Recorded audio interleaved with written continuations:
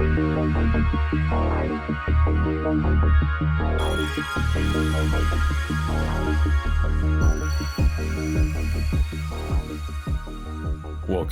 to the EchoCast. I am Morgan, aka Bond, and this is a podcast talking about all of the news, reviews, and speculation around video games on all platforms in almost every genre. This week we'll be talking about the PlayStation State of Play, new NPD numbers, the Division's anniversary, machine learning, AI patents, and more. Please take a moment to subscribe to and rate the podcast, as well as share it on social media with your friends and with your grandma. If your platform allows it, please review. This is mostly talking to you all on iTunes and Spotify. It helps the show get noticed. If you're on YouTube, please leave a comment if you have thoughts on the show, a question for me to discuss next week, or to just help the algorithm. And last, hit that little thumbs up. If you like the YouTube video, it helps it get noticed a lot. Last, if you're on Discord, please join the show's channel. Link is down in the description or over on my Twitter, so we can talk about games, the podcast, sports, or anything else that fits your fancy. Gaming news, let's jump right in. So we had a PlayStation State of Play this week, and needless to say, wasn't exactly what the kids call a banger. There were a few notable things, at least to me. Returnal is getting a DLC. It's a game I have zero interest in, but it was really highly rated, really well reviewed, and getting a DLC is a big deal.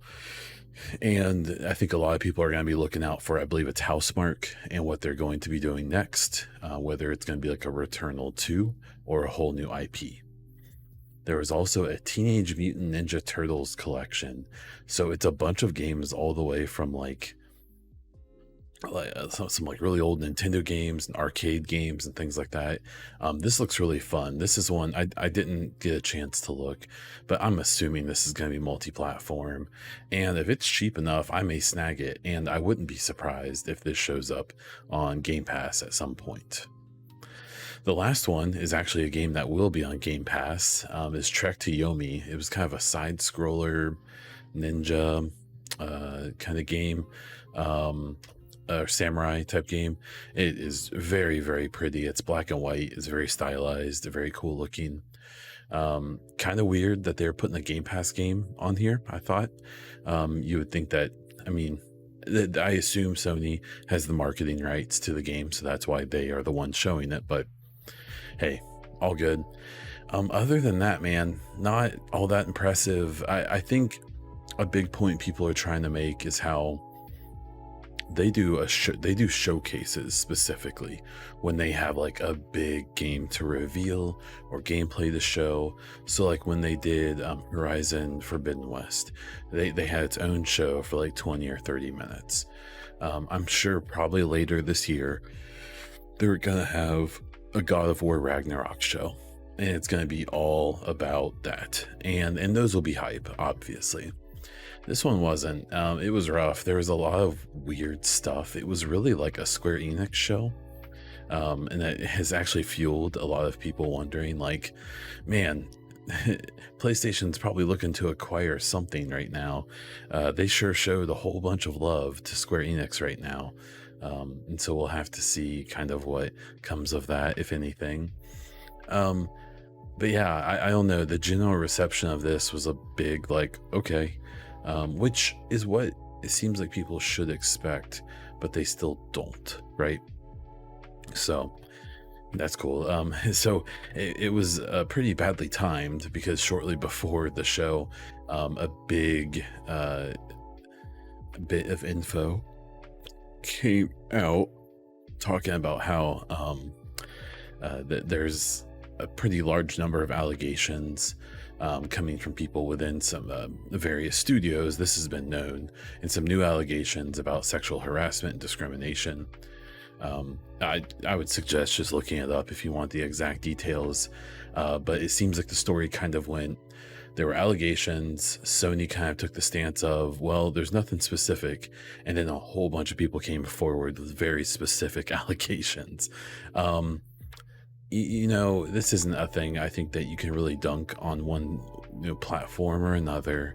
um, I'm not aware that Xbox or any of their studios have had issues with this specifically, but Microsoft as a company definitely has. Obviously, we're going through all this stuff with Activision right now, which is coincidentally being purchased by Microsoft. I mean, Ubisoft has been a really big one that's probably caught the least amount of flack for it, and has definitely done a very clear PR job to try to kind of tamp it away and be like, yeah, we're taking care of stuff, while they're probably not. So I don't know, man. This sucks so much. I'm recording this on a Friday, the same day that, if you're an American and you pay attention to football, Deshaun Watson, who was a quarterback for an NFL team, had a litany of allegations of him having this pattern of getting masseuse jobs on this app, or through, I think it was, I want to say Craigslist and stuff, where a masseuse would come, to massage him, which is really common for athletes, especially high level ones. And then he would press the issue to make it something more than a massage, and would basically force people into doing things that they weren't really there to do. And unfortunately, or maybe fortunately, to the rule of the law, depending on how you look at it, he didn't get indicted. A grand jury wouldn't press charges.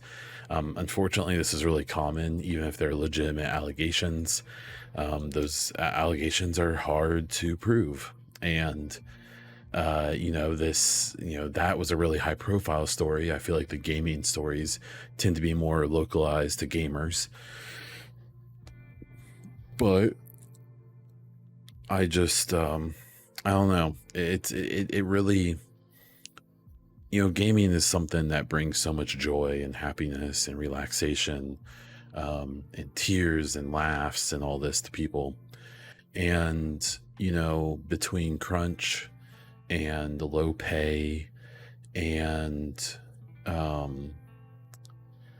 these allegations of discrimination and sexual harassment, or even worse, it kind of puts a stain on games a little bit, right? Where you hope that the people who are making the things that make you so happy are excited and happy and motivated and killing it.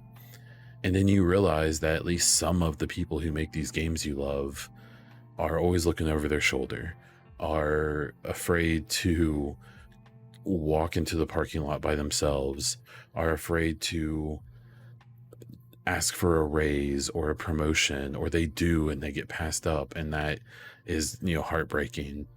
As an adult, I'm a 33-year-old man, almost 34. I'm just not naive enough anymore to look past all these issues, and I'm raising a daughter who I'm hoping doesn't have to deal with this stuff as she gets older, which she can only do so much about. So I think it's really important to acknowledge these things and talk about them. And you don't want to sap all the joy out of gaming. It's similar to what's going on with the Ukraine situation. I understand that people go to games to escape. So when there's things like there's controversy going on with Tarkov and things like that, where there's streamers and creators there who are literally censoring and blocking out any kind of mention of this situation that's going on, that unfortunately is attached to that game in some capacity. That in the stance is, well, games are fun, I stream for fun, that's not what we're here for, is talking about those issues. Well, at some point you don't get to pick and choose what you're comfortable with or not. And especially in situations like this, where it is such a, games are awesome and they're so fun and they're incredible. But if we just plug our ears and cover our eyes and just try to pretend like everything's perfect, it's doing a disservice to those people. It's doing a disservice to those games. I guess my thing is I still like the NFL and watching football, despite knowing that there's more than a handful and probably dozens of really atrociously awful people in that league who I watch every Sunday. And my way of dealing with that is to call out at every possible chance these awful individuals. And it makes me not feel as bad about still enjoying the product, right? I feel similar to games here. While I haven't enjoyed Ubisoft games for quite a while, if they put out a game I'm excited about, I won't not enjoy it. But I also think it's good to not forget that, there's a lot of stuff going on there, and there's a lot of stuff not really being very well addressed. And it's kind of weird. I've noticed, I'm a Ubisoft star player, so when Sony or Activision or Ubisoft, for me, has this stuff come up, I've noticed that there's a lot of people in a similar position to me who have just blocked it out and just ignore it, even to the point of me mentioning this issue in a star player private area and essentially being ignored or even berated to a point. Yeah, interesting. So, it's okay to still enjoy these games. It's okay to just try to dive into a game and escape. Heavens knows we all need a chance to escape, with the last few years especially. But I think it's still important to pay attention to this stuff, to seek it out and understand what's going on, and to let your own conscience kind of dictate if you want to not associate with the thing anymore, or at least be vocal and supportive with efforts to stop those things from happening. It's not a black or white thing. It's there's lots of gray, and there's lots of room to do what you want to do. And we'll move on from that very vague statement. So the next one is, I think I'm going to try to start doing this. The NPD numbers. So NPD is a association that tracks sales of lots of things, and lots of gaming outlets use their numbers to kind of talk about what's popular in gaming. So for February, the rankings for hardware, this is for sales, was number 1 was Switch, go figure. Number 2 was Xbox Series S and X, and PlayStation 5. So there's a few things that come from this. One, Switch is just, Nintendo is just such a juggernaut. They're so much just doing their thing on the side, man. They aren't really trying to directly compete with Xbox and PlayStation, and their pocketbooks are probably doing very well for that. So good for them. It's not a platform I'm really interested in, but it's one that I respect greatly. Go figure. A bunch of the people with a name and a bunch of numbers after their username on Twitter were upset about Xbox being ahead of PlayStation. The main gripe I saw was people talking about how it's not fair that the Series S and X are counted together on these numbers, and that's the only way that it outsold PlayStation.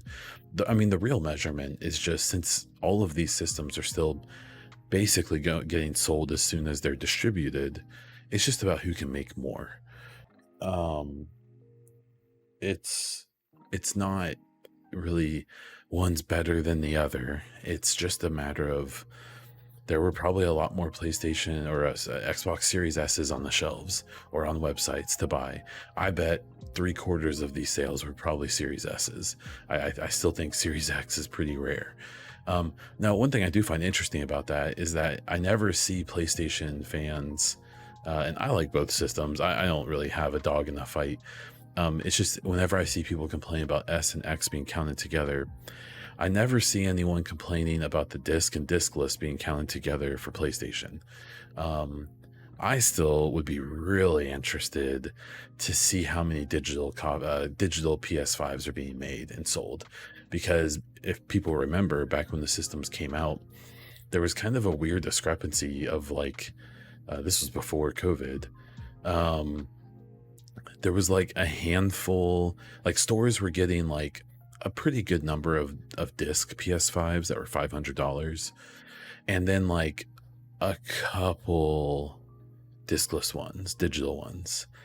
And there was kind of this commentary going around of like, did Sony, like, they're not even gonna make that many digital ones, because they just wanted to be able to say they had a $400 system that in theory you could get, even if they basically don't make any. And so that $400 number isn't really attainable. You're going to pay $500 for the disc version because it's the only one they're going to make in mass. So I'm really curious to how many of the PlayStation 5s being sold are digital. I bet it's very, very, very few.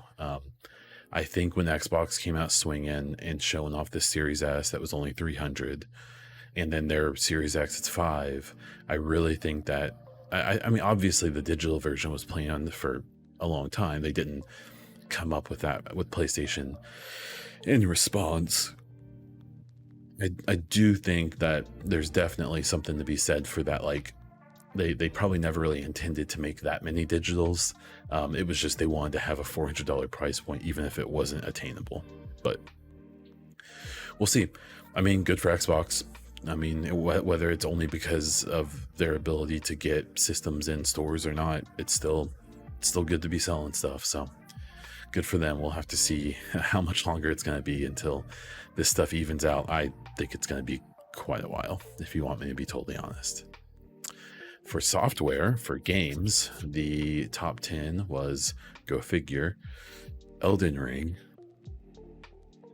followed up by Horizon Forbidden West, Pokemon Legends Arceus, Dying Light 2, Total War Warhammer 3, Call of Duty Vanguard, Madden 22, Mario Kart 8, FIFA 22, and Minecraft. I actually want to work backwards here and just commentate on a few things.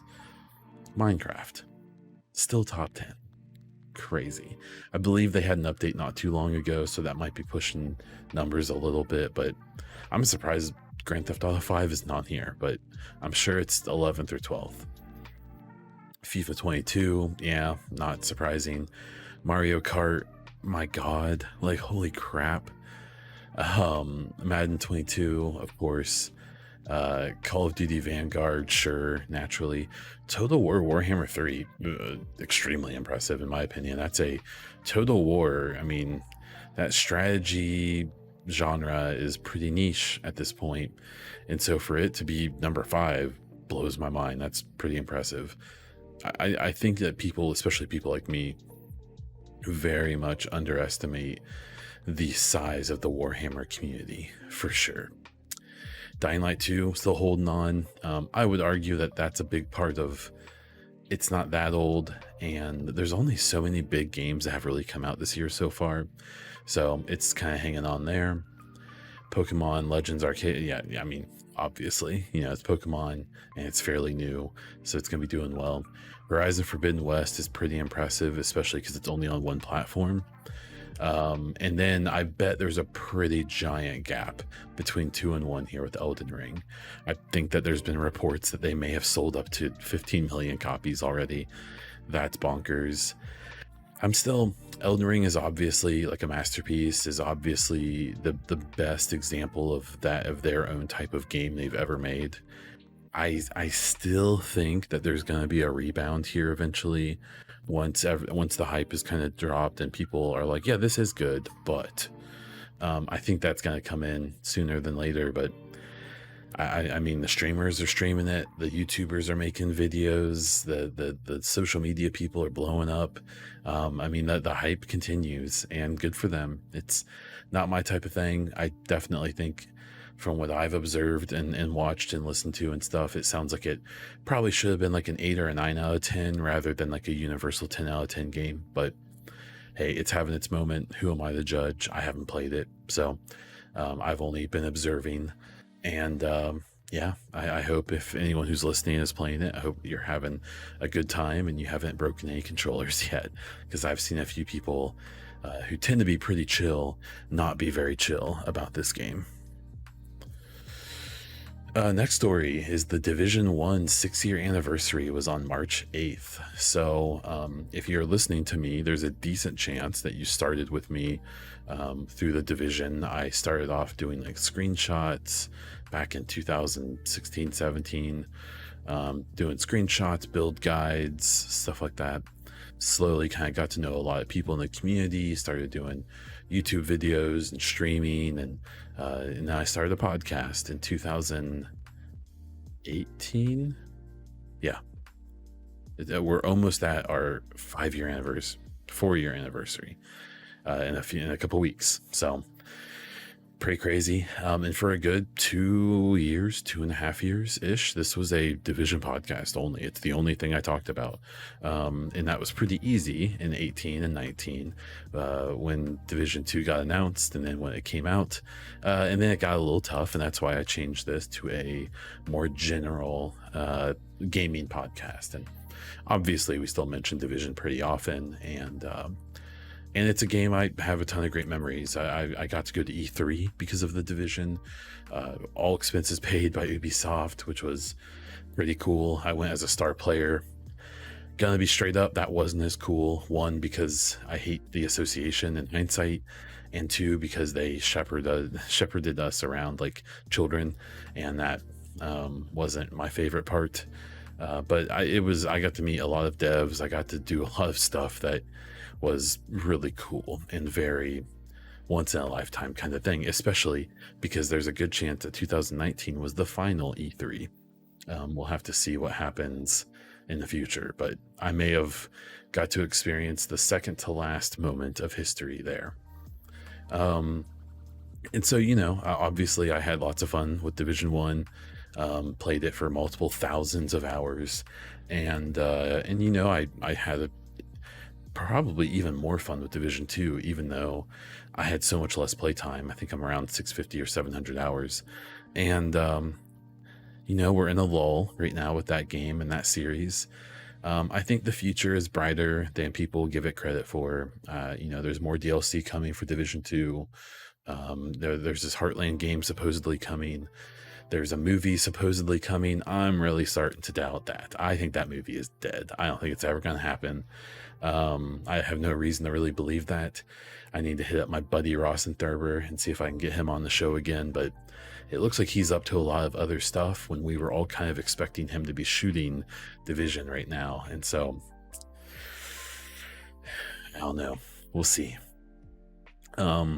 I do believe there will be a Division 3 one day, and the mobile Division, which is coming at some point. I do think Division 3 happens. It used to be a wish thing for me, and now it's becoming more of I actually think this is going to happen.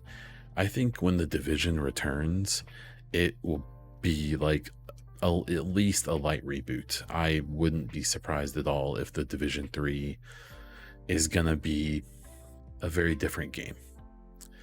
I say that very vaguely, maybe a little bit with some wink winks behind it, mostly with just the Division tried to chase Destiny 1, the first Destiny. It failed. It didn't do it really. It was its own thing. It was really good for what it was. And then the Division 2 tried to chase Destiny 2, and they tried to jump on to that looter thing, and it just never worked. It's not the strength of the game, right? And I don't think. I know a lot of people love it, but my prediction is that we will eventually see a Division game that looks a little different than what we've seen before. So I think that that's not necessarily a bad thing. I think it's okay if they change genres, because I think Destiny kind of owns that genre. I don't think that genre is getting more popular. I think it's building on its laurels. I think that the Division has a really cool world and a really cool story to tell and some really cool characters, and all of those things get extremely neglected by it being a looter shooter. I know people are all giddy on the Destiny story.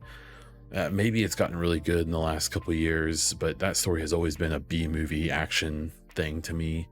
And I don't know, that's just my opinion. I think it's kind of lame, but I think the Division IP has some really good stories to tell, and unless they basically change the genre, we will never get to hear those stories, not in the way that they should be presented. So we'll see. But yeah, 6-year anniversary for Division 1. I mean, it's a big deal, man. The Division 1 was a big deal to me, and it's still definitely in my top 3 or top 5 in games ever. And probably tied with Division 2 wherever it lies, for different reasons. But congrats, Division 1. You did it. The next one, an EA machine learning AI patent was found. So I did a video on this week or last week with talking about its implications for Mass Effect. Long story short, there was this patent that got discovered.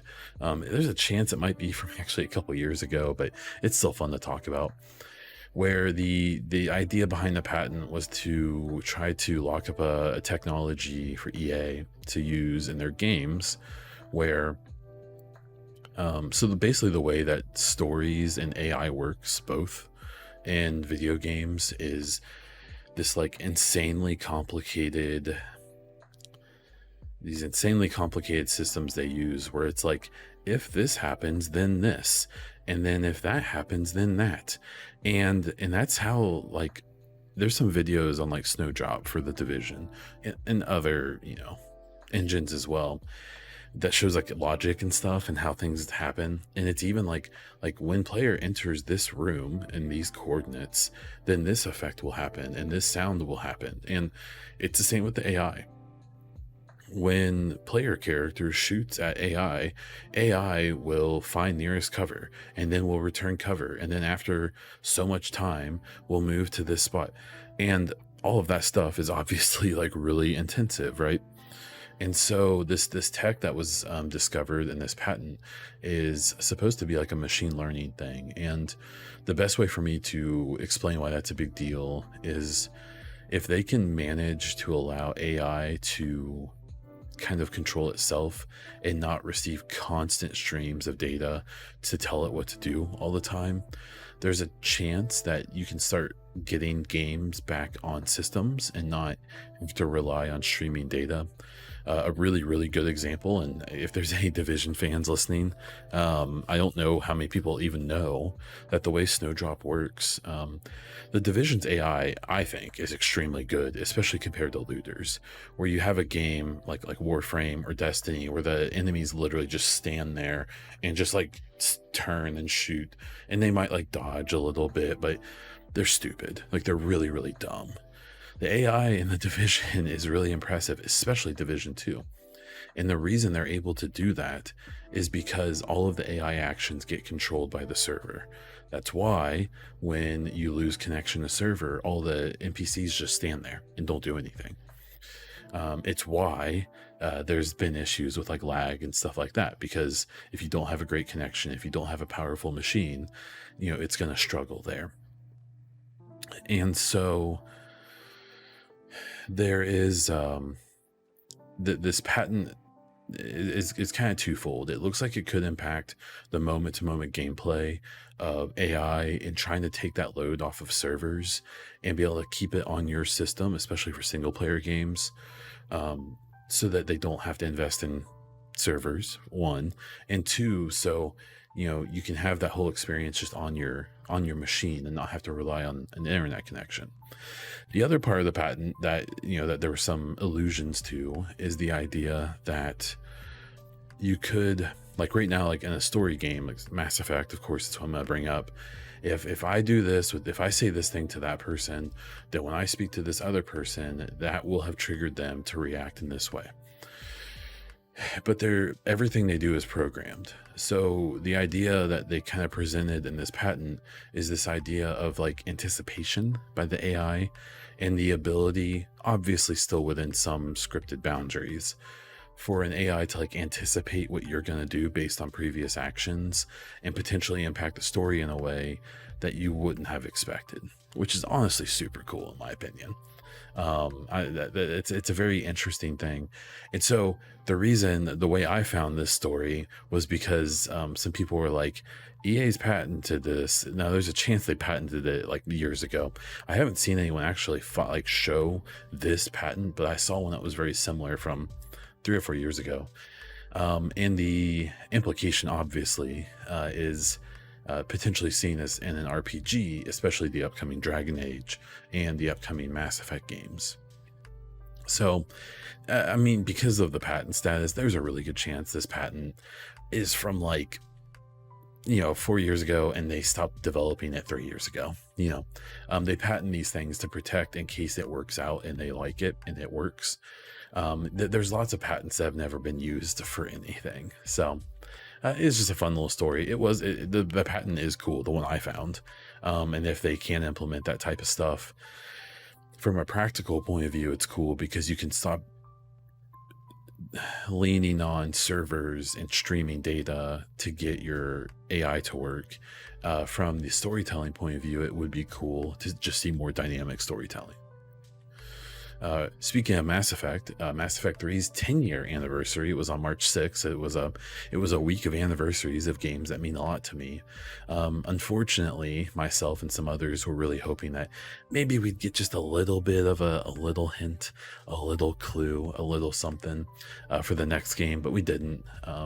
Actually, today I saw that a YouTuber who I'm not super familiar with, Michael Tucker, who is a really large YouTuber who focuses on like film study and story study, has signed on specifically to work on Mass Effect at BioWare.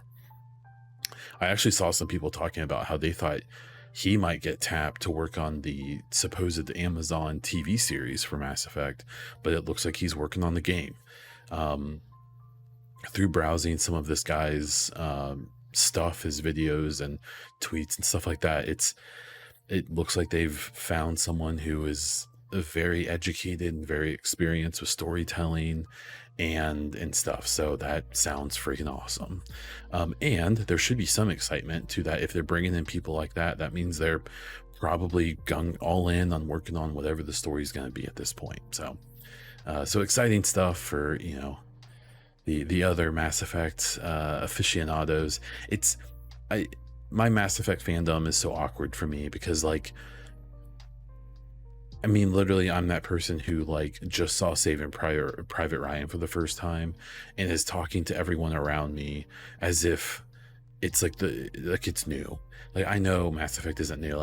My excitement for it is so lame because everyone has been excited for it, got over it, gotten excited again, got over it, excited for Andromeda, soul crushed, and then excited again for Legendary, and then not, all in a 13-year span. And then here in the last 10 months, I've been oh my god, how does no one know about this game? So it was a bummer to not get any major news, but it was cool seeing this individual kind of go out public saying hey, I'm working on Mass Effect, and I want to watch some more of his videos and kind of get some more insight from him. But it's pretty exciting that they're bringing on what seem to be some pretty heavy hitters to work on that next game. Speaking of next games, the next big game from PlayStation was going to be Forspoken, and it's not going to be the next game anymore. October 11th is the new date. It was supposed to come out in May. It got delayed.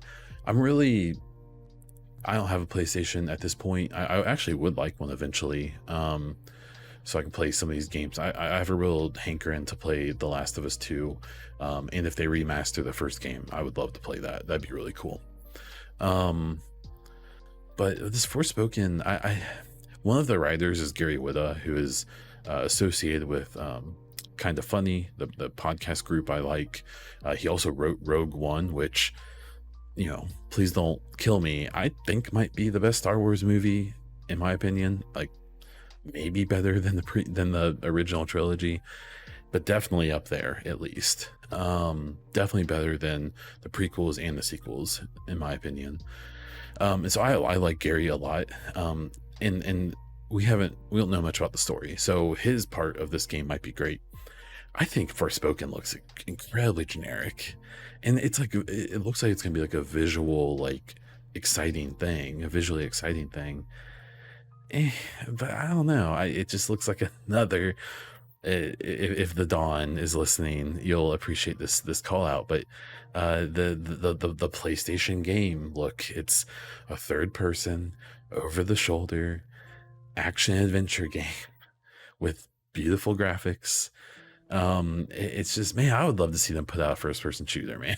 Like, I it's just odd. I mean, I know they just put out Gran Turismo that got like pretty good reviews, seemed to kind of pale in comparison to Horizon, but it wouldn't surprise me if when Forza 8 comes out they review the similar, because just like simulating um like simulation racing games are very, very niche, and in those games try to make it exciting. And I definitely think Gran Turismo and Forza appeal to a broader audience than those like hardcore racing sims.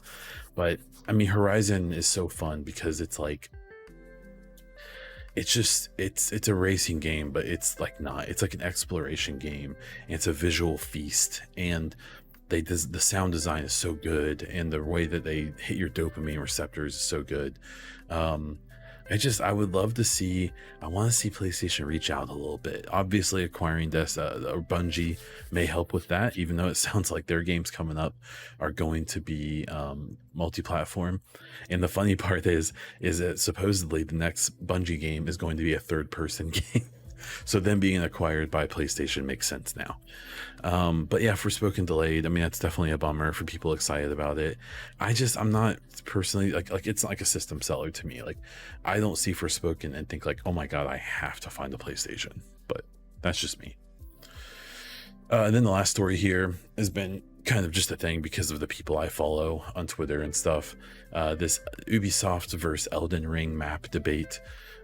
So there's been a bunch of memes posted this week about if Elden Ring was made by Ubisoft, and it shows the map covered in markers. Obviously, this has been kind of a rip on Ubisoft for years now, that they have these very samey kind of game mechanics where you jump in and there's some big thing happening, and you have to find all these towers so you can open up parts of the map, and then you open your map and you have all these little icons of things that you have to go do. Like, it's the Ubisoft thing, right? It's not just Ubisoft. But what was interesting about it was that obviously that was going on, and it's a fair criticism, I think, of Ubi. But then an Ubisoft dev dared to criticize Elden Ring's UI, just kind of in general. And from watching, I bet I've watched 40 hours of Elden Ring gameplay on streams, like during the day when I'm working. I have it off on a little window on the side, and its UI, it sucks. It's not, there's a lot of things wrong with Elden Ring, but the things that are good are really, really, really good. And it kind of seems like the hype and kind of the fandom right now isn't allowing people to be like, oh, it is amazing, but it does have some issues. It seems like there's a lot of people, and heaven forbid an Ubisoft dev has an opinion, because one dev represents the entire company. And I really hate the idea of like, yeah, this guy works at Ubisoft. He's probably like an environmental designer. He probably makes like grass, right? And if he doesn't like the UI of Elden Ring, that's okay. And he probably doesn't make UI. And if he does, still, he can still have an opinion. I don't know. And one thing that really bums me out is that there's a lot of like really big creators in the gaming space who really kind of try to preach like, like being like anti-toxicity and all this stuff. And then you see them like tweeting out these memes and retweeting them and stuff like that. And like, it's all in good fun. I get it. But it's also kind of pushing that narrative and kind of fueling that narrative, which I think sucks. I think an Ubisoft dev is allowed to criticize another game, even if the games that they work on, or probably don't work on, aren't the best, aren't Elden Ring. There was one really funny comment that was like, Ubisoft hasn't made a good game in 10 years. And like, that's stupid. Like, Ubisoft has made a bunch of good games in the last 10 years. And just because a bunch of social media nerds don't like Assassin's Creed or Siege or Far Cry or The Division or whatever. I mean, they've had, I looked specifically 10 years ago, they had Far Cry 3 and Ghost Recon Future Soldier. And I think I think it was Assassin's Creed 3. Like those are 3 really good games. And then since then, like Assassin's Creed Origins was good. Odyssey was pretty good. I don't like Valhalla, but the numbers it's doing and the insane amount of content that game's getting, it must be good, even if I don't care for it. Siege is still one of the biggest things in the world and all of gaming. Far Cry is Far Cry. The Division is the little engine that could, but they won't let it, but it still does great. It's, as much as I will criticize a lot of things with Ubisoft and even the Division, I'm really frustrated with the Division and how it's been handled. I will still die on the hill of the Division 1 and especially 2 are extremely good games, like excellent games. There's no other games that do it like the Division or Division 2. And I don't think any other games are trying to, but like the Division's the only looter shooter I like. I don't like Warframe. I don't like Destiny. I didn't like Outriders. None of those games appeal to me. I have no interest. They are so boring to me. But the Division I like despite its looter situation because it's a good game. It feels good to play. It's satisfying to look at. It isn't meant to be played 24/7 for years, unfortunately. But the 150, 200 hours most people can get out of it are excellent. And yeah, some of the narrative there was pretty stupid, and unfortunately for a lot of reasons, Ubisoft still deals with its old trope of Ubisoft bad. Now I think they deserve it for some of the issues we talked about before, but not every person is guilty of that. So okay, so let's jump into some listener questions. The first one here is Tay. I will try to remember to link Tay's YouTube in the description here. Tay does a bunch of, I want to say Dragon Age and Mass Effect content, and they have the best voice ever. I love this person's voice, so I'll try to remember to put a link to their channel in the description for you to check out. Tay's question is your thoughts on Dragon Age. I've kind of chatted about it a little bit. I have only ever played Inquisition, and I've only got maybe 5 to 10 hours in it. And it was just in the last 3 months that I tried it. I just can't. I'm not a high fantasy type. I'm not like a medieval kind of type of person. It just doesn't appeal to me for whatever reason. I don't know if it's just my copy or if it's just the way the game is. The game looks atrocious on my Series X, but it has the FPS boost, so it's really funny. You have 60 frames on this thing, on this game, but it just looks muddy and it's not very attractive. And yeah, I'm not into the series. I will absolutely be playing Dragon Age 4 though, partially because I'm just hurting for a BioWare game, something new, because I'm currently on my 6th playthrough of Mass Effect, and as much as I think, oh my god, or am I on my 7th? No, it's 6. Okay. I'm probably going to finish it in the next week or two, and I'm probably going to start another one up because there's a decent chance that nothing is going to grab my interest until Starfield late this year, other than maybe some of this Division content that maybe is coming one day. But Dragon Age, I mean, it obviously, I mean, it seems like its fandom rivals Mass Effect. It seems like there's a lot of crossover, but it also seems like it's got its own really dedicated fans. And so it's not something I'm super familiar with personally, but I'm extremely excited to check it out, and I am really interested to see where BioWare is at. I am not going to consider this next Dragon Age quite the barometer that a lot of other people seem to be. I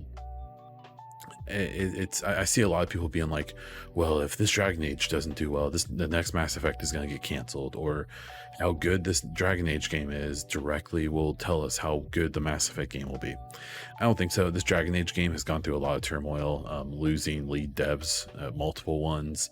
It was supposed to be like a like an MMO or like a very cooperative game at one point, and then they pulled that back and they decided to make it, I think, a single player only experience that won't be the live service. That's it. It was going to be this big live service game, and I think Andromeda kind of scared the crap out of them, and Anthem big time, probably even worse. Um, and I'm excited. I think it will give us some hints about what's going on over at BioWare and kind of where they're at.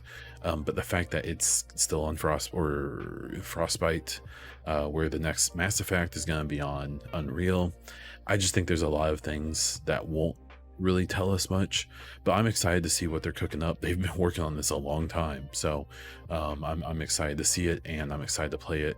And I believe that looks like it's coming either next summer or next fall, maybe early 2024, but I'm willing to bet it'll be late 2023. So we'll have to wait and see. And then Master Prime comes in with, does every game have to be the next big thing? I think it depends. I think for the average player and the average consumer of video games, no. I think most people have a few franchises they stand for and they play every time one comes out. And then they kind of keep an eye out for new things that they're interested in. But like, a lot of people don't care that Elden Ring came out. They don't care about Forbidden West or whatever. They're excited about the next FIFA that's coming out, or the next Madden, or next Call of Duty, or whatever. And so I think the kind of worship or the kind of focus on the next big thing comes a lot from how big gaming media has gotten, reviewers, content creators, stuff like that. Because like, there's a content creator who I follow who follows me, and they shouldn't because they're way too big. I'm sure they have me muted, but like, this person seems like a genuinely good person, but I've never seen them talk about a game for more than a week. And it makes their content really almost impossible for me to care about. I don't watch any of it because it's just so blatantly like, okay, next big thing is out, I'm gonna do videos about the next big thing until the next big thing. And it just feels so soulless. Now, from a business perspective, I completely understand. I don't blame them. But yeah, I think the next big thing is very much a construct of creators and stuff like that. It's not necessarily a bad thing. It's just, I think it can create a lot of FOMO and a lot of anxiety and bad feelings for people who watch them and regular Joes. Like, I am pretty like Elden Ring is selling great because it's a very good game and it deserves it.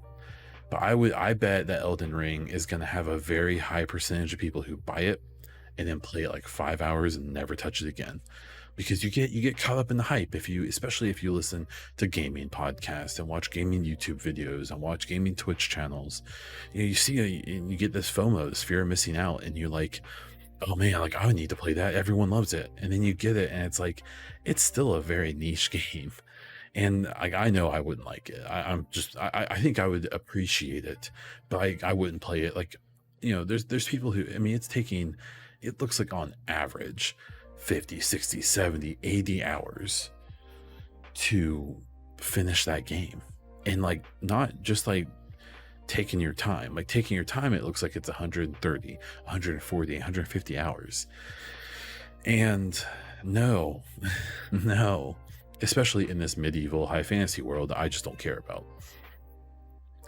But I think that, with Elden Ring, we've seen this next big thing, happen. It just so happened to be a very good game that's been boosted big time by this next big thing. Now, what's the next big thing? I have no idea. If God of War comes out this year, that would probably be the next big thing. The next big thing for me is Starfield, because I think Bethesda is about to blow everyone's socks off with a new engine and introducing a new IP for the first time in like 20 years. But yeah, I don't know. But does everything? Yeah, I think everything does have to be the next big thing to a certain group of people who unfortunately speak to a really big group of people, but that's okay. Thank you too for those questions. If you have any questions, please leave them in the comments or on my Twitter or in my Discord or wherever. You can email me. It's in my in my links on my Twitter. So for content updates, like I said before, we do have I created a Mass Effect fan club on Twitter. Some people have access to this community tab in Twitter now. It makes me mad because it bumped my list down to a sub menu, which is annoying. So I created this Mass Effect fan club. The biggest problem is there's no discovery. Like, you can't search for communities. And so I've been trying to put it out there like, hey, check this out. And what it basically does is it lets you send tweets only to people in that group. So you set up a tweet, and when you click on the tweet, it has a little drop down above it that says everyone, or you click on it and you can select a club if you want to, or a community. And so if you select a community, that tweet is only seen to the people in that community, and it shows it in a list of tweets under the community. So there is a Mass Effect fan club. If you're interested, you can check it out on my Twitter. It's @BondDiesel. And then the other thing is just a general update. So for the last like 2 months, Bay Diesel has been putting together a pretty substantial play for her school. And that has meant that I've been much busier with my father duties, and I've just been too tired and just too busy to stream that much. I hope to get that going again next week. There's a few games I want to try out for the first time. I'm sure I'll play some Mass Effect. I might maybe do like an Andromeda playthrough on stream. Maybe I'll keep playing Inquisition on stream. Maybe some Inquisition fans can help me out with it, because I just can't get into it. So that I do plan on keeping coming. These podcasts once a week, I have no desire to stop doing that. YouTube videos, I've actually gotten, I feel like, into a pretty good groove with having a nice format that I enjoy doing with YouTube videos.